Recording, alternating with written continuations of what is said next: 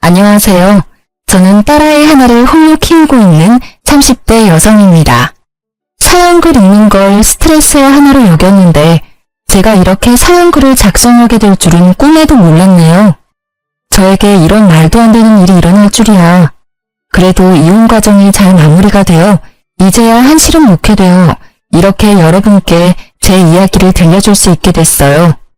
저와 남편은 5년의 연애 끝에 결혼한 케이스예요. 그만큼 서로의 장단점을 알고 있었기에 신중한 결혼이었지만 연애와 결혼은 다르다는 말을 실감한 결혼이기도 했죠. 저는 그리 잘 사는 집 딸은 아니지만 사회 초년생 때 부모님이 돌아가셔서 유산이 좀 있었어요. 결혼 기간 동안에는 그 부분을 남편에게 말하지는 않았죠. 왜냐고요? 남편은 돈을 너무 사랑하거든요. 일명 과시욕의 현신. 그런데 결혼하고 보니 시댁에도 과시욕의 현신이 한 분 더 있더군요. 바로 우리 시모였어요. 시모는 제가 부모가 없다는 것도 친정에 돈이 없다는 것도 무척이나 싫어하셔서 결혼을 엄청 반대했어요. 그때 그냥 관뒀어야 했는데 제가 콩깍지가 단단히 쓰였는지 그때는 그놈이 좋아서 빨리 결혼이 하고 싶었죠. 그때 나로 돌아간다면 절대 하지 않을 결혼이라는 선택. 그 선택 이후 제 삶은 180도로 달라졌어요. 결혼 직후 알게 된 그놈의 다른 얼굴은 논팽이였어요. 그리고 잡은 물고기는 거들 때도 보지 않는 쓰레기 같은 인간이기도 했죠. 남편의 그런 모습은 제가 시모와 부딪힐 때마다 드러났어요. 제일 처음 남편의 다른 모습을 느꼈을 때는 임신 전으로 그 당시 저는 간호사로 일하고 있었죠. 제가 일하던 병원은 환자가 많아 바쁜 곳이었고 매일 아침 8시부터 저녁 7시까지 일을 하고 집에 돌아가면 집안일 하기도 힘들 정도였어요. 장시간 서 있고 말해야 하고 웃어야 하고 신경을 곤두세워야 했으니까요. 신혼여행을 다녀오고 복귀를 한 날 오후 시모에게 전화가 왔어요. 얘, 너 반찬 좀 만들어서 오늘 저녁에 우리 집에 갖다 주고 가. 반찬이요? 귀 먹었니? 한 번에 알아듣지도 못해. 사오지 말고 만들어서 와. 저는 힘든 놈으로 장을 봐서 반찬을 만들어 시모의 집으로 갔습니다. 이미 시간은 9시가 훌쩍 넘어 있었어요. 어머님, 반찬 만들어 왔어요. 넌 왜 이렇게 늦어? 식탁 위에 반찬 올려놔라. 반찬을 올려놓자 시모는 손에 일회용 장갑을 끼고는 젓가락을 들고 왔어요. 그러더니 제가 만든 반찬의 냄새를 맡고 한 입씩 맛보더군요. 어쩜 이리 하나같이 맛이라고는 없니? 이래가지고 내 아들 아침밥이나 제대로 만들어 주겠어? 그러면서 제가 보는 눈 앞에서 제가 방금 만든 반찬을 음식물 쓰레기통에 탈탈 털어넣기 시작했어요. 그리고 그걸 보는 제 멘탈도 탈탈 털리고 있었죠. 부모 없는 건 티가 안 날래야 안 날 수가 없어. 배운 게 없으니 음식 맛이 이 모양이지. 너 내가 됐다고 할 때까지 월수금 반찬 만들어서 와. 내가 지정하는 걸로. 알았지? 그러면서 마지막에는 자기가 버린 음식을 담은 봉투를 제게 건네며 나가는 길에 버리라고 시키기까지 했죠. 정성스레 만든 반찬을 가져오자마자 내 손으로 버리는 그 기분 정말 더러웠어요. 눈물도 나고 눈물이 마르니 화가 나고 화가 가라앉으니 어떻게 하면 복수할 수 있을까를 생각하고 있더라고요. 어머님, 반찬 가져왔어요. 그래, 오늘은 닭갈비, 오이소박이, 시금치 나물이지? 시모가 젓가락을 들어 한 입 넣는 것을 보며 저는 속으로 웃었습니다. 이게 뭐니? 닭갈비가 왜 이렇게 달아? 오이소박이는 짜고 시금치는 왜 이렇게 곤죽이 됐어? 제가 종이류를 잘못 봤나 봐요. 그치만 어차피 쓰레기통에 버릴 음식 상관없지 않나요? 드시지도 않을 거 설탕 덩어리, 소금 덩어리면 뭐 어때요? 먹을 사람도 없는데. 예, 그럼 너 일부러 이랬다는 얘기니? 제가 왜 일부러 그러겠어요. 어머님이 제 음식을 일부러 버리는 게 아닌 것처럼 저도 일부러 그런 건 아니에요. 말하는 것 좀 봐. 음식 버린 게 그렇게 화났어? 그럼 음식을 맛있게 해와. 그러면 내가 버릴 리가 있겠어? 네가 못 배운 걸 왜 내 탓을 하고 난리니? 어머님도 못 배운 티가 나세요. 누가 음식을 그렇게 함부로 대해요?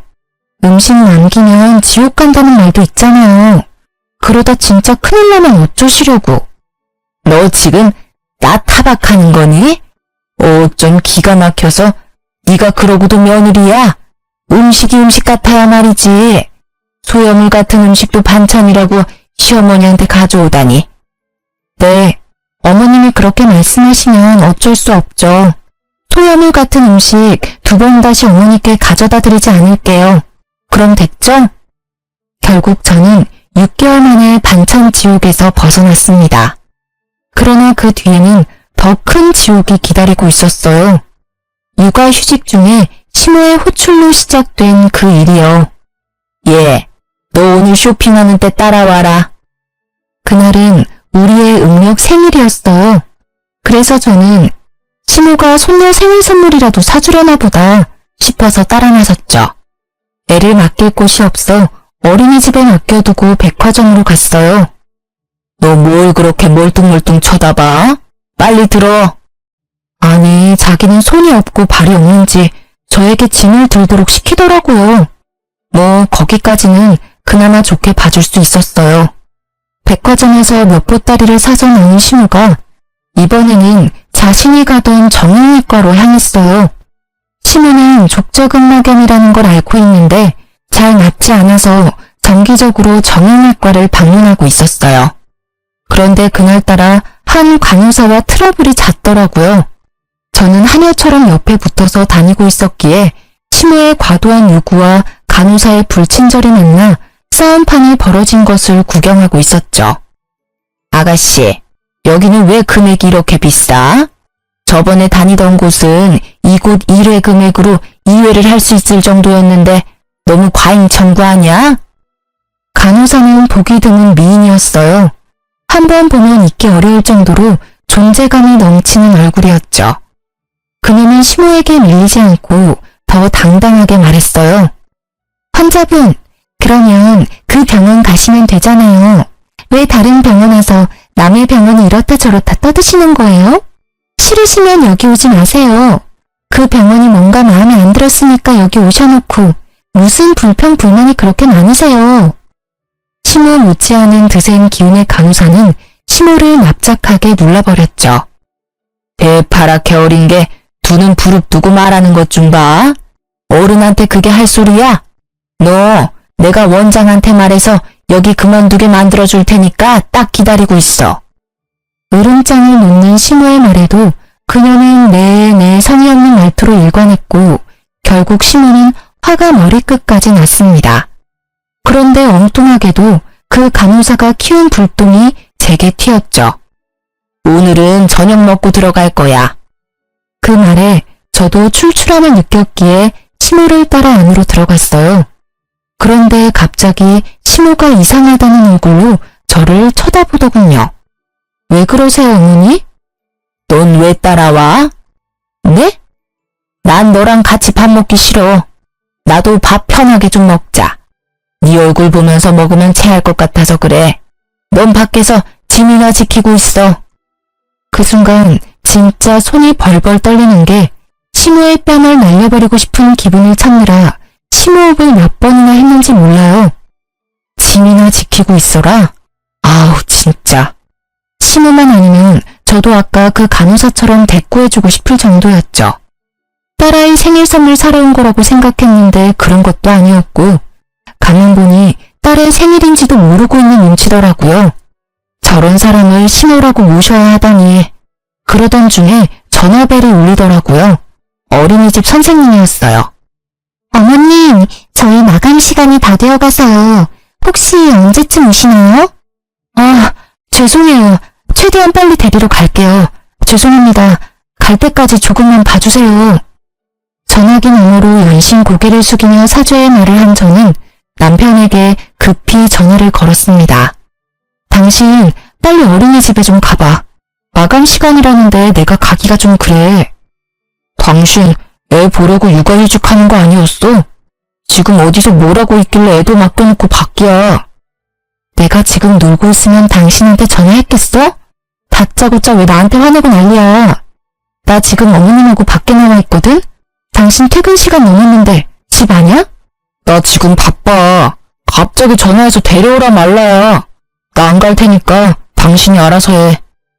자기 말만 하고 끊어버리는 남편 때문에 저는 열이 더 받았고 결국 이제 막 밥 한 술 뜬 시모에게 가서 말했어요. 어머님, 어린이집에서 마감 시간이라고 연락 왔어요. 제가 데리러 가야 할 것 같은데 괜찮을까요? 저는 최대한 정중히 물어봤어요. 설마 손녀딸 일인데 그마저도 하지 말라고 하지는 않겠지. 그렇지만 시모는 제 짧은 생각을 한참 넘어서는 상식의 소유자였어요. 네가 가면 내 짐은 누가 지키니? 그리고 나 혼자 저 많은 짐을 어떻게 들고 가? 넌 생각이 있는 애니 없는 애니? 어머니야말로 생각이 있어요? 라고 묻고 싶은 걸 꼭 참았습니다. 그리고 다시 정중하게 말씀드렸어요. 어머님, 어린이집 마감이면 선생님도 집에 가셔야 해요. 우리 애 하나 때문에 선생님 힘들게 할 수는 없는 노릇이잖아요. 그게 그 사람들 일 아니니? 바쁜 사람 위해서 어린이집이 있는 거지. 그렇죠. 바쁜 사람을 위한 어린이집이죠. 그런데 저는 바쁜 일이 없으니까 그만 가보겠습니다. 어차피 밥은 어머님 혼자서 드시고 짐은 발이 달린 것도 아닌데 알아서 잘 있겠죠. 집에 가실 때는 알아서 하세요, 그럼. 야, 너 어디 가? 짐 하나라도 없어지면 네가 책임질 거야? 당장 이리 오지 못해? 제 등 뒤에서 고래고래 고함을 지르는 시모를 모른 채 하고 저는 택시를 타고 어린이집으로 갔습니다. 택시 안에서 초조하고 미안한 마음에 눈물이 다 나더라고요. 두 번 다시 내가 저놈의 시모 믿나 봐라 하는 마음만 가득했어요. 애는 늦게까지 혼자 있어서 그런지 시무룩해 보였어요. 저는 백화점에서 딸 생일 선물 하나 사오지 못한 저를 원망했어요. 점심때 어린이집에 맡기면서 우리 딸 생일 선물 사오겠다고 말했는데 그걸 지켜주지 못해서 속상했거든요. 집에 와서 아이를 재워놓고 나니 억눌렀던 화가 차오르는 것이 느껴졌습니다.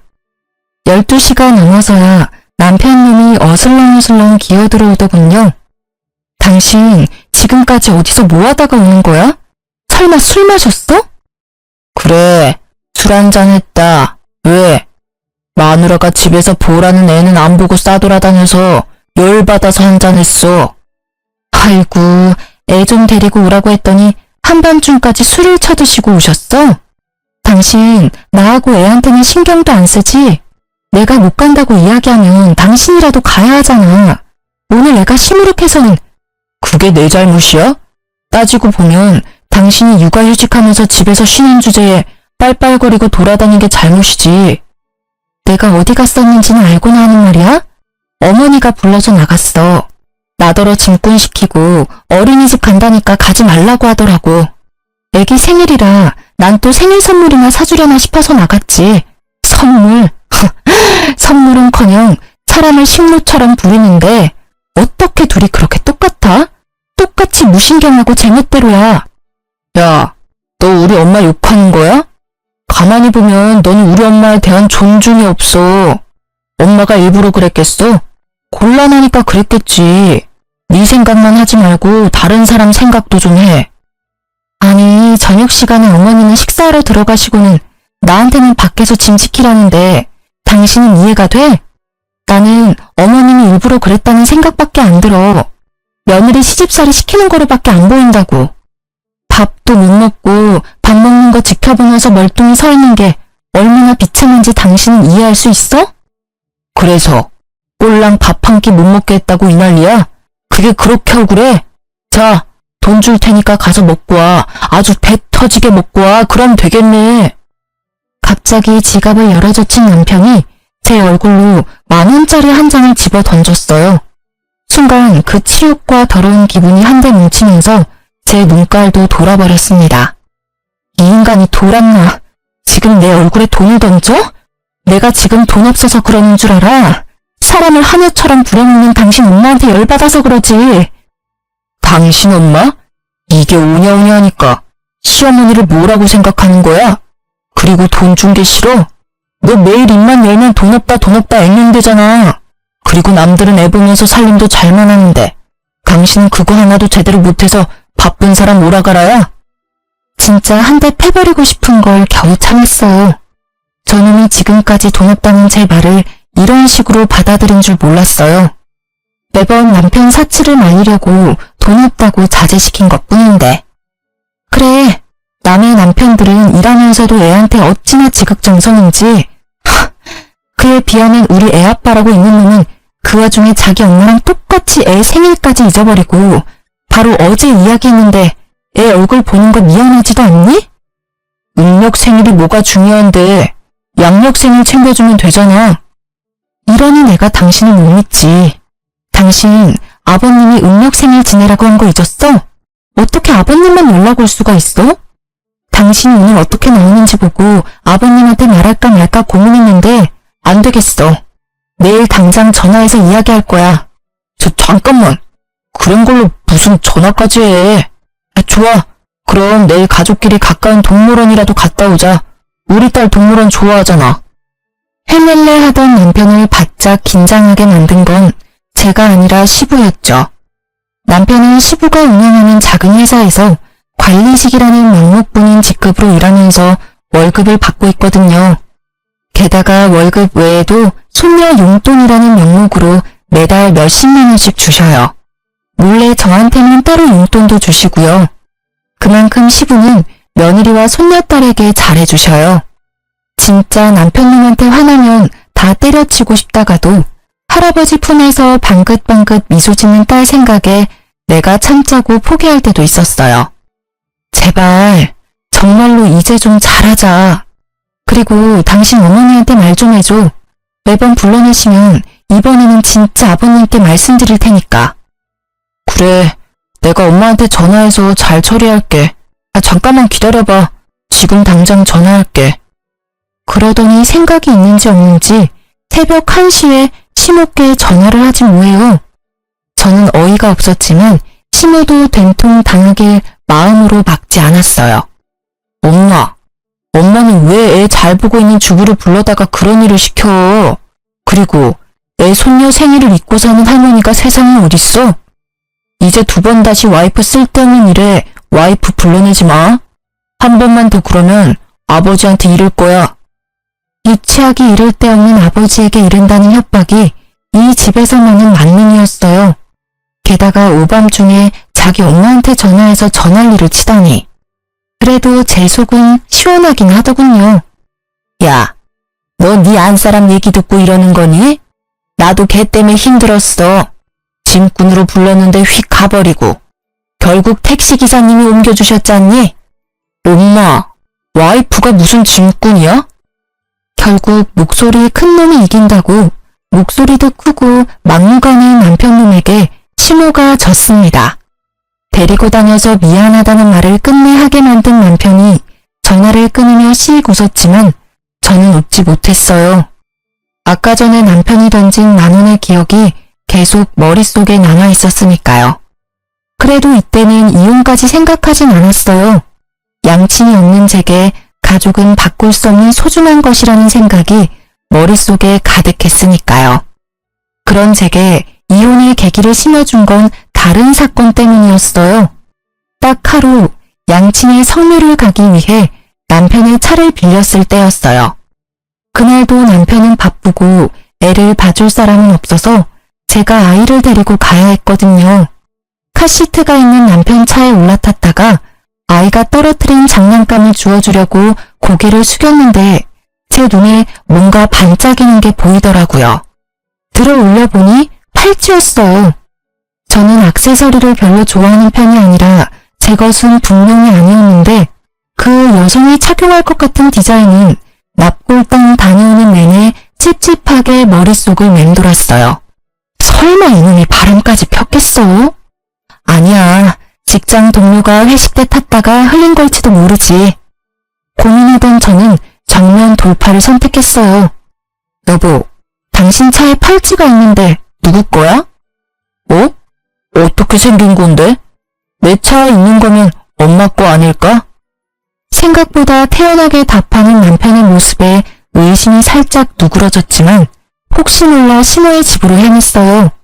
남편 말이 맞다면 어머니한테 돌려주는 게 맞으니까요.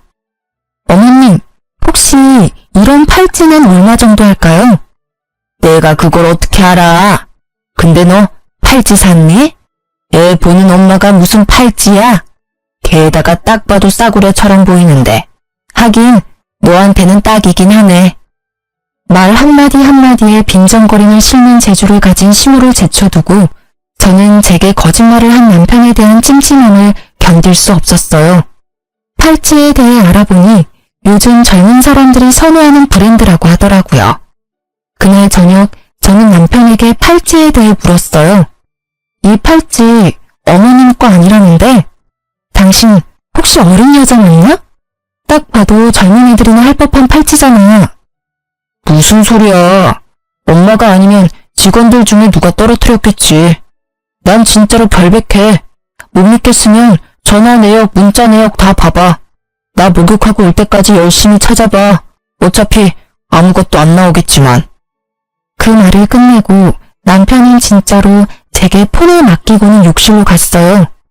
진짜 아닌가? 하며 폰을 뒤지는데 정말 아무것도 없더라고요. 남편에게 미안한 짓을 했다며 뒤로 빠져나오려다 저도 모르게 스팸 차단된 메시지를 들어갔는데 우와, 상간녀와의 불륜 메시지가 끝도 없이 이어지더라고요. 보니까 스팸 차단된 번호는 이 차단된 메시지 내역으로 들어가야만 볼 수 있는 거였더라고요. 내가 못 찾았다면 끝까지 발뺌했을 남편에게 열이 받았지만 일단 먼저 사진부터 쭉 찍었어요. 읽는 것보다는 증거부터 남겨야 하니 후다다닥 찍었죠. 그때 내 눈에 들어온 메시지. 오빠, 택리가 늦어져. 딱 보니 갈 때까지 간 것 같은 이 문자. 빡친 저는 사진 다 찍고 남편 폰을 원래대로 돌려놨어요. 그리고는 제 폰의 녹음 기능을 켜고 놈이 나오기를 기다렸죠. 당신 폰 진짜로 내가 뒤져봐도 돼? 정말 맹세코 바람 안 폈다고 말할 수 있어? 당연하지. 나는 떳떳해. 다 뒤져봐도 돼. 내가 허락할 테니까 마음대로 봐. 남편님의 허락도 맡았겠다. 저는 알겠다고 하고 뒤지는 신용만 했습니다. 그리고는 아무 말 없이 안방으로 가 누웠죠. 옆에서 거봐, 없지? 하며 의기양양하게 있는 모습에 한 대 팰까 했지만 참았어요. 마지막 결정적인 한 방을 위해 정말로 영혼까지 끌어모아 참았습니다. 그놈이 출근하고 저는 바빠졌습니다. 찍어놓은 수십 장의 사진을 분석해야 해서요. 그러다 보니 주소를 찍은 문자가 있더군요. 그런데 그 문자 주소가 눈에 익었어요. 어머님이 다니는 정형외과 주소였거든요. 저는 잠시 고민하다가 정형외과로 갔습니다. 그리고 간호사들이 앉아있는 안내 데스크에서 이렇게 말했죠. 며칠 전에 요 앞에서 팔찌를 하나 주웠는데 혹시 주인이 계신가요? 제 것 같은데요. 그렇게 나서는 여자의 얼굴을 보고 저는 속으로 깜짝 놀랐습니다. 시모와 대판 싸운 그 불친절한 간호사였거든요. 저는 속으로 숨을 삼키고 확인했어요. 진짜 주인인지 모르니까 팔찌가 어떻게 생겼는지 설명해 주시겠어요? 똑같으면 제가 드릴게요. 로즈골드의 체인이고요. 꽃 모양이에요. 큐빅이 꽃에 4개 정도 박혀있고. 정확한 설명이었습니다. 저는 드디어 남편 놈과 바람핀 상간녀를 잡았어요. 그러나 당장 그 앞에서 난리치지는 않았어요. 그러면 복수가 아니잖아요. 저는 그녀에게 돌려주고는 전화번호를 하나 받아놨어요. 상간녀가 제게 뭐라도 사겠다고 하길래 지금은 안 되니 나중에 제가 전화하면 와달라고 했죠. 이것도 인연인데 친하게 지내자면서요. 그리고 집에 돌아와 남편을 기다렸습니다. 그날도 남편은 상간녀를 만났는지 엄청 늦게 오더군요. 당신 바람 폈지? 무슨 헛소리야. 아니라고 몇 번을 얘기해. 그런데 어떡하지? 나는 이미 증거를 잡았는데. 뭐? 그런 게 있을 리가 없잖아. 그녀는 눈에 띄게 당황하고 있었어요. 그 모습은 틀림없는 불륜남의 불안함이었습니다. 그때 보여준 당신 폰에서 봤어. 스팸으로 차단된 문자에 고스란히 찍혀있던데 내가 못 찾을 줄 알았나 봐. 이 나쁜 놈아. 애한테 신경도 안 쓰고 늦게 쏘다니더니 바람을 펴? 이제 애가 1살이다. 당신 머리통에는 도대체 뭐가 든 거야? 애 아빠라는 생각이 있긴 해? 아, 그래. 폈다. 바람 좀 폈어. 맨날 집에서 들들 볶기는 하는 마누라한테 질려서 다른 여자 좀 만났어. 근데 그게 뭐? 내가 죽을 죄를 지은 것도 아니잖아. 솔직히 나도 당신한테 질려. 매번 우리 엄마랑 싸우고 나랑 싸우고. 나도 당신이랑 같이 살기 싫어. 이혼해. 진짜 돌았구나. 완전 갈 때까지 가셨네. 세상은 당신 같은 놈을 유책 배우자라고 해. 당신한테 유리한 점은 하나도 없다고. 그딴 거 난 모르고 딸 양육권, 친권만 있으면 돼. 어차피 당신은 경제권도 없고 아무것도 없잖아. 그러니까 당신은 애 못 데려가. 우리 딸이 황금알을 낳는 거위인데 당신이 가져가면 똥 되는 거야. 에라이 미친놈아. 딸을 돈 버는 기계로 생각해?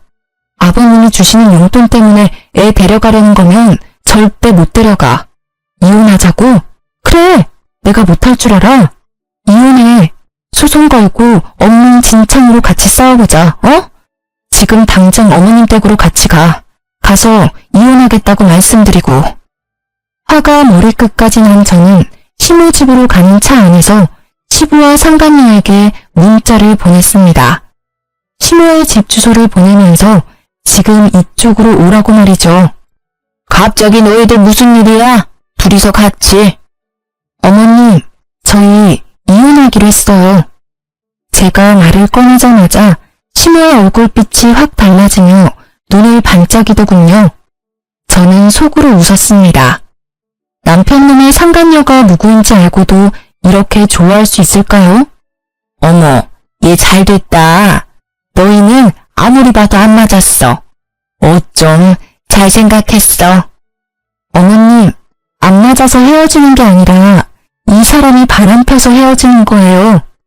바람? 너 진짜 바람 폈니? 그건 곤란한데.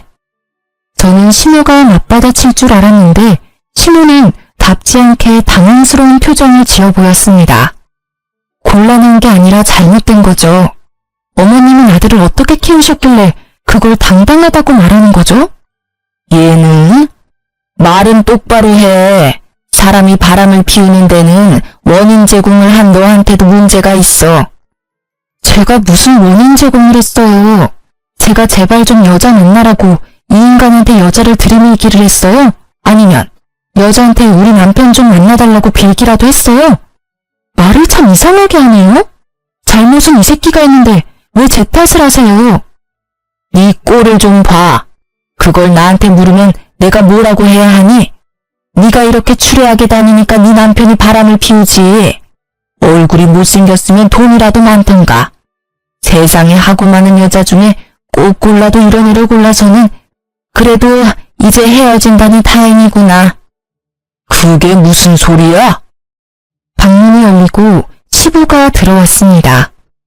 시부의 얼굴이 열을 받아 벌겋게 달아올라 있었고 시모의 얼굴은 새파랗게 질렸습니다. 야, 너 바람 폈어? 진짜 바람 펴서 며느리랑 헤어지는 거야? 그게 바람을 핀 게 아니라 성격이 안 맞아서 헤어지는 거예요. 매번 엄마랑 싸우고 저랑도 안 맞고. 대신 애는 제가 데려올 거예요, 아버지. 아버님, 그에게 상간녀가 있더라고요. 이게 바람 핀 게 아니면 뭐겠어요? 그 여자랑 결혼하겠다고 저랑 헤어지겠대요. 멍청한 놈, 전화에 몹쓸 놈. 핏줄 어디 안 간다더니 지 엄이랑 똑같은 짓을 해? 네 엄이랑 내가 왜 별거 중인지 몰라서 그런 짓을 해? 여보, 지금 며느리는 저희랑 급이 안 맞아요. 친정에 부모도 없고 돈도 없고 그렇다고 예쁘기나 해요? 그 입 좀 다물어. 당신 그 바람기로 내가 받은 고통, 이번에는 당신 자식이 제 아내한테 그대로 저지르고 있어. 당신은 느끼는 게 없어? 그러고도 당신이 어미야? 아버지, 이 사람이 매번 어머니랑 싸워서. 내가 바보냐? 며느리한테 다 들어서 이미 알고 있다. 하나부터 열까지 네 어미와 네가 잘못한 짓을. 네 어미가 그런 짓을 저지르면 너라도 네 처를 감싸고 위로해야지. 아이고, 자식 새끼라고 하나 있는 게 모지리가 따로 없어. 이유가 어찌 됐든 둘 다 이혼하기로 한 거 그냥 허락해주고 재혼시켜줘요. 새로 들일 애는 집도 꽤 살고 애도 참아대요. 이놈의 옆했네. 끝까지 반성은커녕 불난 집에 부채질만 해? 좋아. 그렇다면 나도 이제껏 질질 끌어온 일을 해결해야겠지. 오늘부터 당신에게 주던 돈은 다 끊을 거야. 아니 여보, 그럼 저더러 어떻게 살라는 말이에요? 그리고 너, 내일부터는 다른 직장 구해봐. 내 회사에 네 자리는 이제 더 이상 없을 거다. 아버지, 일을 그만두게 하신다뇨. 한 번만 봐주세요. 뭐? 봐줘? 나는 이미 결정했다 이놈아. 이 집안의 바람으로 이런 일 일어나는 건 마지막이어야 할 거야.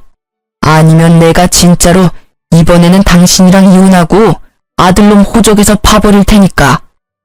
아버지, 아버지는 도대체 누구 편이에요? 내가 저 여자랑 안 살겠다는데 왜 아버지가 이 난리시냐고요. 이놈이 그래도 제정신을 못 차리지. 내가 왜 난리냐고? 내가 내 손녀딸 할아버지라서 그렇지. 니놈한테 무슨 아빠 자격이 있어? 귀한 딸 팽개쳐놓고 여자 만나러 다니는 꼴이 어떻게 둘이 똑같아? 시부의 분노에 찬 고함 소리가 끝나자마자 벨이 울렸어요. 저는 후다닥 뛰어나가 상간녀를 안으로 들였습니다. 제가 부탁한 순대 사오셨나요? 고마워요. 제가 순대를 너무 좋아하거든요. 자, 어서 들어오세요. 집안이 좀 어수선하긴 하지만. 거실로 들어오는 그녀의 모습에 놀란 건 남편뿐만이 아니었어요. 두 사람의 그 썩어버린 표정을 보니 제 기분이 너무 상쾌하더라고요. 게다가 상간녀는 남편과 시모를 쳐다보더니 망했다는 표정으로 그 자리에 서 있었어요. 망했겠죠. 자기가 그렇게 업신여기던 민폐 환자가 여기 딱 서 있는데. 왜 네가 여기 와? 나 팔찌 찾아주신 분이 이분이셔. 뭐? 팔찌? 그래, 그 팔찌. 망할 당신이 나한테 거짓말했던 그거 어머님 거 아니었더라? 그래서 내가 주인 찾아줬어. 그리고 이참에 여기에 불렀지. 관계자들 다 모였으니까 이혼 얘기 이제 해보자고. 제 말이 끝나기도 전에 시모는 발광을 했습니다. 거의 발작 수준이었죠. 그것도 이해는 가요. 시모를 하찮게 여긴 간호사잖아요. 물론 하찮은 사람이긴 하지만 대놓고 그런 대우를 당한 게 처음이라. 예, 너 만난다는 여자가 이 여자야? 미쳤어, 미쳤어. 이 여자 절대로 안 돼. 도대체가 너는 보는 눈이 왜 이렇게 없어? 게다가 순대 내가 제일 질색하는 걸 들고 왔잖아. 엄마가 어떻게 얘를 알아? 두말 안 해. 나는 이 애는 허락 못해. 같은 값이면 그나마 조금이라도 순종적인 며느리가 낫지. 어머님, 제가 왜 남아있으리라고 생각해요? 저 나갈 건데요. 이제 와서 버스 잡아도 늦었어요. 저도 두 분한테 정이 뚝 떨어졌거든요. 정말 어디 가서 이런 애들만 골라서 와? 좀 괜찮은 애를 데리고 와야 데리고 다닐 맛이 날 거 아니야. 상간녀는 잠시 주변을 둘러보는 듯 하더니 생각이 끝난 듯 말도 안 되는 말을 짓거리더라고요. 안녕하세요. 정하경이에요. 오빠와는 만난 지 2년 됐고 오빠와의 결혼을 진지하게 생각하고 있어요. 머리가 돌아버린 건지 원래 앞만 보고 사는 건지는 모르겠지만 아직 정식으로 이혼도 안 한 와이프 앞에서 당당하게 말하는 꼴을 보니 보통 꼴통은 아니구나 하는 생각이 들었죠. 그래요? 아직 이혼도 안 한 남자랑 결혼 생각을 하고 있어요? 부인 있는 남자랑 바람 펴놓고 상간녀라 그런지 얼굴에 철판을 깔았나 봐요. 세상의 모든 상간녀들이 다 그렇죠. 전 당당해요. 상간녀이기 전에 저와 오빠는 사랑하는 사이고 그걸 맡고 있는 사람이 아줌마니까요. 애를 빙의로 매번 협박한다는데 그게 아내가 할 행동인가요? 네가 뭘 안다고 입을 나불대? 애를 빙의로 협박? 네가 좋아하는 오빠가 그리 말하든? 웃기고 있네. 이렇게 순진한 아가씨가 여기 있네. 이보세요, 상간녀 씨. 당신 오빠는 기본적으로 애를 안 봐줘요. 애를 빌미로 협박? 당신 오빠가 애를 무서워할 것 같아? 정작 무서워하는 건 따로 있는데? 그리고 당신도 애를 가졌다면서 애를 빌미로 합법적인 남편한테 집에 관심 좀 가지라고 말한 와이프랑 애를 빌미로 애 있는 유부남 꼬셔서 결혼하자고 하는 상간녀랑 딱 봐도 누가 진짜 잘못한 건지는 뻔하지 않아? 그만해. 하경이 하는 말 다 100번 울어. 당신이 매번 딸을 방패잖아. 나한테 이렇게 하라 저렇게 하라 시키는 게 짜증났다고. 아이고 얇은 아셨네. 그래요? 네 놈이 먼저 여자를 꼬셨어요? 그래서 잘하는 짓이다. 어? 어린 여자 임신시키고 나니 늙은 마누라는 필요 없다 이거지? 그래. 당신 같은 늙은 호박 나도 필요 없어. 헤어지자니까 왜 사람들을 불러 모아서 일을 크게 만드는데? 아, 제발 나랑 헤어져 줘라. 어? 알았어. 헤어져 줄게. 그치만 어머님도 아버님도 아셔야 하잖아. 우리가 왜 헤어지는지, 누구에게 잘못이 있는지, 누가 가정을 파탄냈는지. 말만 하면 다 내 탓이지. 그러니 너는 도대체 뭘 잘했다고 그렇게 큰 소리야? 나 잘한 거 없어. 그치만 잘못한 것도 없지. 나는 지금 횡단보도에서 신호 지키며 서 있다가 뺑소니 당한 기분이거든. 잘못한 게 없어? 매번 엄마랑 싸우고 나한테 이빨 들이댄 게 누군데? 엄마가 처음부터 당신이랑 결혼 반대할 때 알아봤어야 했어. 야, 돈 없이 커서 궁상 맞은 것도 하루 이틀이지. 어떻게 매번 돈 없다고 나를 들들 볶을 수가 있어? 망할 남의 편이 꺼낸 그 말이 비수가 되어 제게 꽂혔지만 저는 등 뒤에 칼 꽂을 생각에 기분이 더 좋아졌어요. 돈 없이 커서 궁상 맞은 나에게 몇 억의 유산이 있다는 걸 알면 이놈은 어떤 반응을 할까 싶었거든요. 솔직히 제가 상간녀를 부르고 남편을 부채질한 건 두 사람이 결혼했으면 하는 마음에서였어요. 저는 이 여자에게 주고 싶었어요. 제가 이 지랄맞은 시모와 남편에게 당한 수모와 치욕스러움을 말이죠. 분명히 이 두 사람은 내가 없으면 다른 사람에게 똑같은 행동을 하겠죠. 이 상간녀가 왜 남편과 결혼하고 싶어 하는지는 눈에 선해요. 딱 봐도 남편은 돈 많게 생겼으니까요. 제발 둘이 결혼해서 너도 나처럼 눈물을 흘리며 고생해봐 하는 마음뿐이었죠. 우리 둘의 설정을 날린 건 시부였습니다. 둘 다 그만해라. 여기서 단단히 내 일러두는데 내가 죽으면 당신하고 당신 아들은 내 유산 받을 생각 꿈에도 하지 마. 내 재산 반은 사회에 환원하고 반은 소녀딸에게 줄 테니까. 그 말만 남기고 시부는 떠났고 남겨진 두 사람은 설마 진짜 그럴 리가 있겠냐며 의외로 낙관적인 생각을 하더라고요. 그래서 제가 그들이 그런 생각을 못하게 진실을 알려줬습니다. 아버님이 저번에 변호사와 유언장 다시 작성했다고 하셨는데 다들 그건 잊고 계시네요. 거기 뭐라고 적혀있을지 궁금하지는 않으신가 봐요? 저는 그렇게 말하고 그 집에서 나왔습니다. 집에서 딸과 제 물건을 챙겨 나오고서는 남편과 이혼소송 진행했어요. 부모님이 남긴 유산으로 교회에 적당한 집도 하나 사고 파트타임으로 일하며 일자리도 얻었어요. 그리고 제가 집을 샀다는 걸 어디서 들었는지 시모가 제 집으로 찾아왔더군요.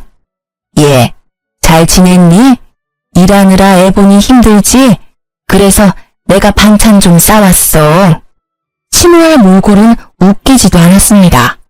언제나 명품을 휘두르고 있던 시모에게 명품이라고는 하나도 보이지 않았으니까요. 내가 많이 잘못했어. 너한테 돈이 많았다면 미리 얘기하지 그랬어. 그랬으면 내가 그렇게까지 하지는 않았을 텐데. 아들도 많이 후회하더라. 그러니 다시 잘해보는 게 어떠냐? 이 집도 내놓고 우리 집으로 들어오고. 그리고 너 아직 네 시아버지랑 자주 만나는 것 같던데 그 사람한테 잘 얘기해서 나 용돈도 다시 받도록 해주고. 바뀐 줄 알았더니 하나도 바뀐 게 없더라고요. 사람 쉽게 바뀌지 않는다더니 어찌 이리 얄미운 부분은 그대로인지. 게다가 돈이 많았으면 나를 괴롭히지 않았을 거라는 그 생각이 정말 천박하고 예의 없는 생각이라는 걸 아직 모르더군요. 게다가 용돈을 다시 받을 수 있도록 해달라니. 제게 와서 할 말은 아니잖아요. 시부에게 가서 손이 발이 되도록 빌어야 할 일을 어째서 내게 책임 전가를 시키는지. 저는 쓰레기통을 가져와 시모가 가져온 반찬통 옆에 뒀습니다. 그리고 반찬통을 열어 하나하나 쓰레기통에 집어넣었어요. 반찬을 쌓으면 제가 용서할 거라고 생각했어요? 아이고, 뻔뻔한 것도 유전인가 봐요. 아주머니께서 당신 아들한테 저하고 헤어지고 다른 여자랑 잘해보라는 말 했을 때부터 모르는 연 끄는 거예요. 아시겠어요? 그러니 당장 나가세요. 결국 시모는 본전도 못 찾고 터덜터덜 나갔죠. 저는 소금을 들고 시모 뒤를 따라가 문 앞에서 밖으로 소금을 휙휙 쳤습니다. 아주 재수가 더러우려니 이런 일을 당하고. 제가 치는 소금에 어이없는 듯 바라보는 시모를 보며 저는 문을 쾅 닫았습니다. 속이 어찌나 시원하던지. 이 정도쯤 했으면 다시 찾아오지는 않을 거라 생각했는데 다음날 그 인간이 찾아왔더라고요. 남편은 집안에 들어오더니 생각보다 잘 사는 모습을 보고 놀란 것 같더라고요. 그러더니 그 짜증나는 낯짝으로 실실 웃으며 말하더라고요. 엄마가 당신 집에 다녀갔다는 이야기 듣고 들렀어. 잘 살고 있는 거 보니 좋다. 혹시 이혼 다시 생각해 볼 생각 없어? 당신이 원하면 나도 그 여자랑은 인연 끊을게. 내가 왜 당신 같은 놈이랑 다시 재결합을 생각해야 해? 이보세요, 아저씨. 정신 똑바로 차리세요. 지금 그 말부터가 이미 아웃이라고요. 뭐? 내가 원하면 그 여자랑은 인연을 끊어? 야, 이 모자란 놈아. 네가 최소한 나하고 재결합을 운운할 생각이었으면 그 여자랑 인연을 먼저 끊고 나한테 와야지. 순서가 한참 바뀌었잖아. 지금 살고 있으면서 무슨. 아서라. 네가 억만금을 들고 와도 너랑 다시 재결합은 안 해. 그러면 돈이라도 좀 빌려줘. 한 1,000,000원만. 미친. 나한테 돈 맡겨놨어? 그리고 왜 내가 너한테 돈을 빌려줘야 해? 내가 지금 당장 너한테 위자료 받아도 모자랄 판에. 그래, 이혼 소송하고 있으니까 막 가는 거야? 당신이 이렇게 돈 많이 있는지 몰랐지. 있었다는 걸 알았으면 나도 헤어지자고 하진 않았을 거 아니야. 이 말도 진짜 웃기다. 뭐? 돈이 있으면 헤어지자고 하지는 않았을 거라고? 그리고 상간녀랑 분류는 계속 했을 거고? 그게 더 지옥이었겠네. 이러고 보니 내가 너랑 이혼을 결심한 게 올해 들어 제일 잘한 일 같아. 당신이 맨날 돈돈거리니까 내가 다른 여자한테 간 거잖아. 그 부분은 당신이 잘못했다고 생각해. 나 모아놓은 돈도 없는데 일자리도 잃었어. 아버지가 퇴직하고 다른 데 알아보라고 해서. 퇴직금은? 그건 아버지가 내 차 가지고 가셔서 새로 차 샀어. 지금 당장 밥 사 먹을 돈도 없어서 힘들다고. 당신 돈 많아 보이니까. 진짜 달라지지 않은 그 허세와 과시욕에 저는 속으로 혀를 찼습니다. 퇴직금은 못해도 5천 정도는 됐을 텐데 또 비싼 차를 샀겠구나 하는 생각에 웃음이 났어요. 그 상간녀는 지금 속에서 얼마나 열불이 날까 싶어서요. 그래? 그럼 어쩔 수 없네. 자. 저는 가방에서 지갑을 꺼냈습니다. 그 손끝이 흥분으로 떨리는 걸 겨우 참았어요. 언젠가 다가올 이 순간을 위해 제 지갑 안에는 1,000원짜리 10장이 빼곡히 들어가 있었습니다. 저는 그 1,000원짜리 10장을 꺼내서 남편의 얼굴을 향해 시원히 뿌렸습니다. 배고프면 나가서 사 먹어 이 등신아. 정말 10년 묵은 채증이 내려가는 기분에 저는 숨통이 확 트여 버렸어요. 1,000원짜리 세례에 제대로 열받은 남편은 저를 노려보더니 열받아 집을 빠져나갔어요. 그리고 시모에게 했던 대로 따라 나가서 소금을 휙휙 치고는 다시 집으로 돌아왔습니다. 그 뒤로 그 사람들은 제 집에 찾아오지 않았어요. 그 자존심만 센 인간들에게 저희 집은 치욕과 수치스러움의 기억이니까요. 나중에 시부에게 들어보니 시부가 시모 집을 팔아버리는 바람에 상간녀와 전남편 시모가 함께 살게 됐나 봐요. 그 상간녀도 대단한 게 시부의 재력이 탐나는지 언젠가 시부가 전남편을 다시 거둘 거라는 생각 때문이었는지 셋이 같이 살기로 했다더군요. 하지만 전남편과 시모는 그런 상간녀를 저 대신 봉이라고 생각했는지 하나부터 열까지 돈돈거리며 괴롭혔다더라고요. 제대로 빨대 꽂으려고 한 거죠. 나중에 두 사람이 빈털터리에 자기가 봉이라는 사실을 뒤늦게 깨달은 상간녀가 시모 명품들을 모조리 들고 도망갔대요. 시모는 상간녀를 잡으려고 눈에 불을 켜고 돌아다니다 결국 못 잡고 집에 붙어 있다고 하고요. 전 남편은 결국 일을 시작했으나 매번 잘려서 현재는 전단지 알바를 하며 살고 있다고 해요. 얼마 전에 그 동네에 들릴 일이 있었는데 다 잃고 기력까지 잃은 시모가 처음에는 못 알아볼 정도로 늙었더라고요. 그 모습에 뿌린 대로 거둔다는 말이 생각났어요. 요즘 여전히 시부와 제 딸은 자주 만나요. 재혼 생각은 글쎄요. 지금으로서는 별 생각 없네요. 사람 일 모르는 거라고 하지만 회복에 시간이 걸릴 것 같아요. 가족이 완성체여야만 행복하다고 생각한 지난날을 반성하며 단 둘뿐인 가족만으로도 행복하게 지내고 있으니까요. 긴 사연글 읽어주셔서 감사합니다.